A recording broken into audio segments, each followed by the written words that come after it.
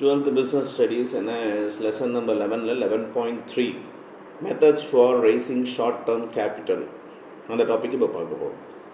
As we understood, we need short term financing.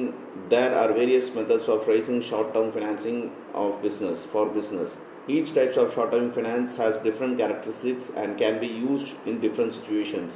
There are number of methods for raising short term finance which are listed below. இப்போ நம்ம இதுக்கு முன்னாடி இருக்கிற டாப்பிக்கில் short term finance கண்டிப்பாக ஒரு பிஸ்னஸ்க்கு தேவை அப்படின்ட்டு நம்ம பார்த்தோம். இப்போ இந்த டாப்பிக்கில் பார்த்திங்கனாக்கா எந்த சோர்ஸ் மூலமாக எல்லாமே நம்மளால் ஷார்ட் டேர்ம் ஃபினான்ஸ் வந்து வாங்க முடியும் அப்படின்ட்டு பார்க்க போகிறோம். கீழே ஒரு பிக்சர் கொடுத்துருக்காங்க, source of short term finance.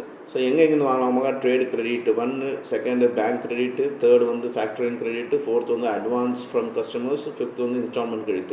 இதில் வந்து பேங்க் கிரெடிட்டில் பார்த்தீங்கன்னாக்கா loans and advance, cash credit, overdraft, bill of discounts இதெல்லாம் நம்ம ஃபஸ்ட் வீடியோலேயே பார்த்துட்டோம். 11.1 இதெல்லாம் எக்ஸ்பிளைன் பண்ணியிருந்தாங்க. ஸோ ரைட், இப்போ வாங்க டாபிக் கொடுப்போம். 11.3.1 ட்ரேட் கிரெடிட். ட்ரேட் கிரெடிட்னா என்ன? Trade credit refers to the credit granted to the manufacturers and traders by the suppliers of raw materials, finished goods, components, etc. Usually business enterprises buy suppliers for 30 to 90 days credit. It is the credit extended by the accounts payable. So trade கிரெடிட்னாக்கா நீங்கள் ஒரு மேனுஃபேக்சரரோ நீங்கள் ஒரு ட்ரேடராக இருந்தீங்கன்னாக்கா உங்களுக்கு வந்து பார்த்தீங்கன்னாக்கா raw material supply பண்ணுறவங்க wholesalers பார்த்தீங்கன்னா உங்களுக்கு 30 நாள் கழிச்சு நீங்கள் பணம் கட்டினா போதும், இல்லாட்டி 90 நாள் கழிச்சு பணம் கட்டினா போதுங்கிற மாதிரி ஒரு கிரெடிட் ஃபெசிலிட்டி கொடுப்பாங்க. ஸோ இதுதான் பார்த்தீங்கன்னாக்கா trade கிரெடிட்பாங்க. We would classify these trade credits into two types: free trade credit and paid trade credit.